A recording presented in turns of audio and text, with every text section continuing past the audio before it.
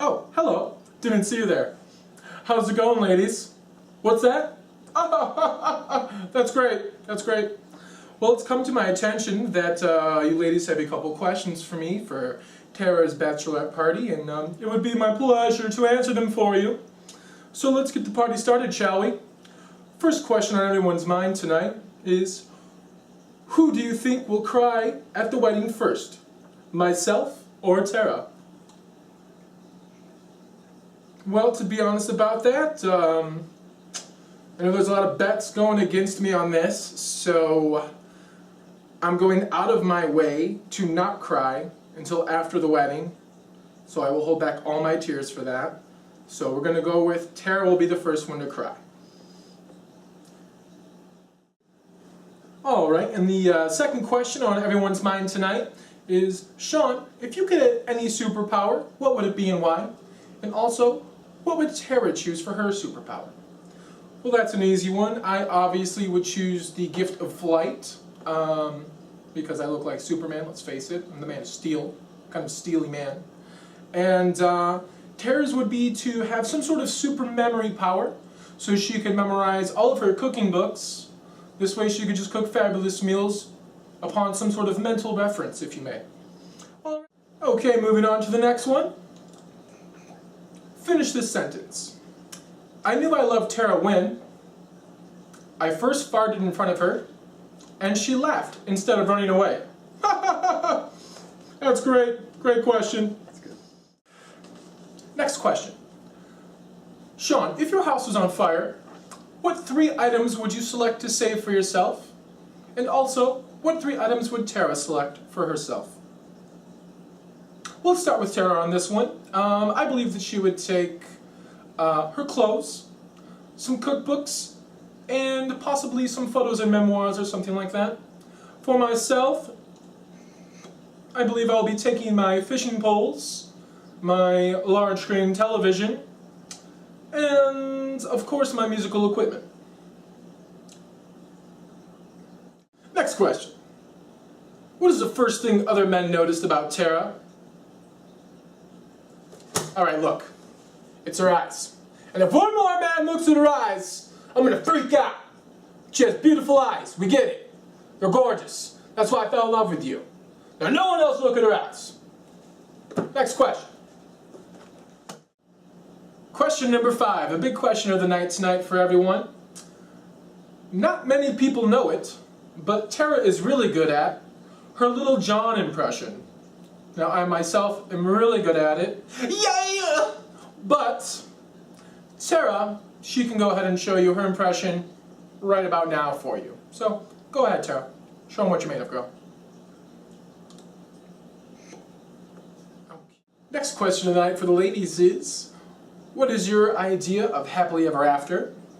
Now, some people may answer this in some sort of cliche metaphor or, some sort of poem they've read somewhere, but I don't read poems. So, I'm going to go with something really simple. I'm going to go with the white picket fence, the kids, the dogs, the barbecues, and the never-ending love until we're old and happy and, that sort of thing. So, oh, this next one's a doozy. What a spicy inquiry of a question. If Tara were a pair of underwear, what type and color would they be? Ha! That's easy. With like some sort of opaque, pale skin tone color with a nice little ventilation. I mean, what kind of type of a panty? There's different types of panties? Like, it's not going to be a G-string, you know what I mean? It's a fucking stupid question. What the fuck? Alright, next question. What would Tara say is her favorite body part of mine? Well, it's obviously going to be my chest. The man chest of a wildebeest. Of a man fishing for salmon in Atlantis. With no shirt on. In the hot summer heat. Beads of sweat pouring down a man chest. Something like that. Yeah. Alright, question number 10. Another great question tonight. What did you get Tara for your first Christmas together? What a wonderful question, which has a wonderful story along with it. I got her this wonderful pair of diamond earrings, snuck them into her suitcase, unbeknownst to her. And then on Christmas Eve, had a little phone conversation with her, asked her to look into her suitcase, and what a surprise she found. Funny part of the story is that she lost one of the earrings about a month later on the beach somewhere. So since that day I've requested a metal detector, so nothing like that will ever happen again. Okay, anyway, moving on to the next question. Yeah.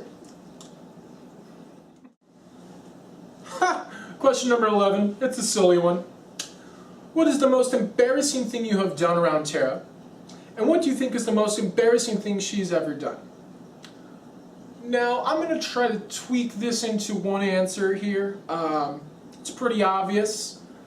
Once upon a time, I had a really awesome pair of sandals. Everyone knows them as the Jesus sandals.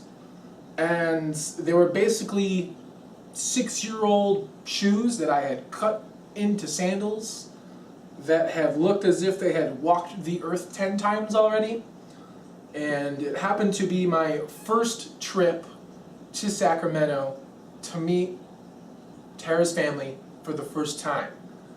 And there was a prideful part of me that thought it would be awesome if I could just be myself and be really cool and just wear these really cool sandals and this hemp necklace and have like 3 belts on, and I'll just be myself and they'll just love me for who I am and it'll be great, and if they don't, then screw you, you know? And let's just say that was a horrible idea, alright? I was wrong, and I'm sorry for being wrong, because it was the most embarrassing moment of my young adulthood, and I feel bad for Tara because I'm pretty sure it was the most embarrassing moment for her also. So, I'm sorry, Terry, that was how we first met.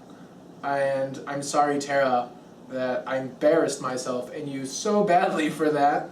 I mean, I am pretty cool, but I didn't need to wear the sandals. And let's just say I've come a long way. Don't you agree? Anyway, let's move on. Next question. If Tara could get rid of one thing you own, what would it be? And what item of Tara's would I get rid of? Now, to be completely honest, I have great taste, and I'm very confident that Tara would elect to get rid of nothing that I own. And I would probably say the same about her. Our love is so complete and so all-inclusive that we cherish every little minute detail of the other person, including their materialistic items and their tastes and interests. So we're just going to hold on to each other forever, and all of our belongings included. Okay. Oh, this is my favorite question of the night for all the viewers out there tonight. What is the oddest or weirdest location you have ever kissed Tara? Now, this is quite a story for you viewers.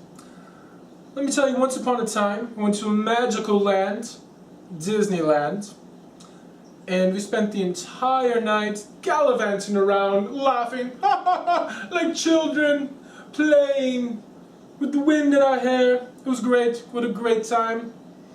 And it came to the end of a wonderful night, and all night long I've been dreaming of kissing this beautiful woman, but just couldn't work up the courage to do it.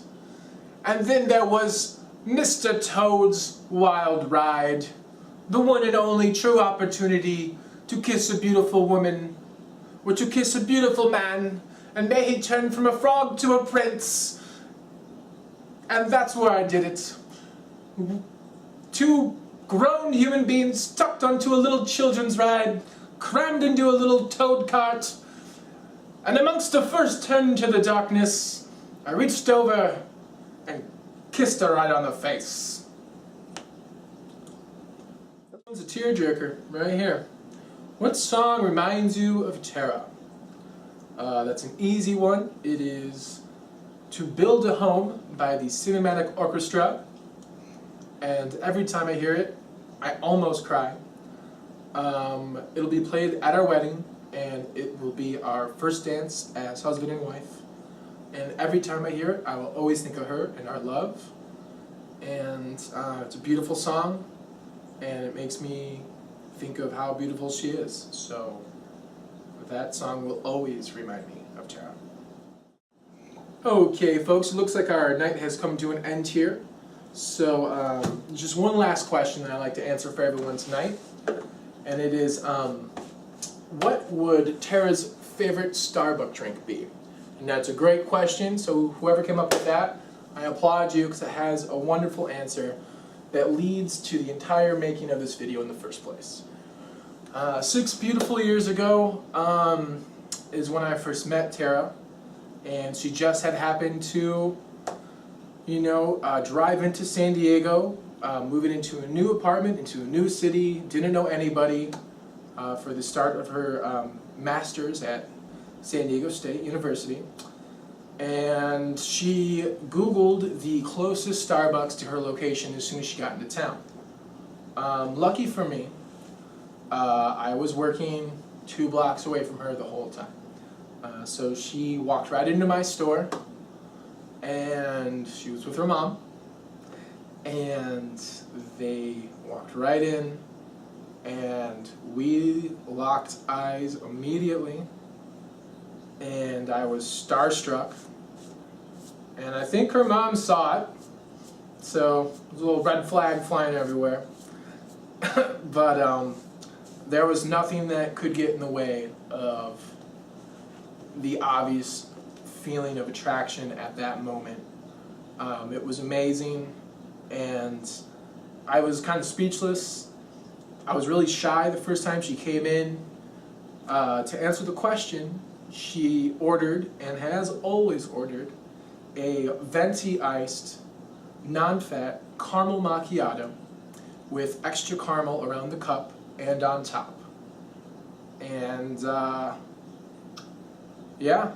she probably came in every day after that with her little books in hand, dressed up like a cute little teacher student, and I would flirt with her endlessly until one day I finally worked up the guts to ask her out on a date. So that caramel macchiato changed my future.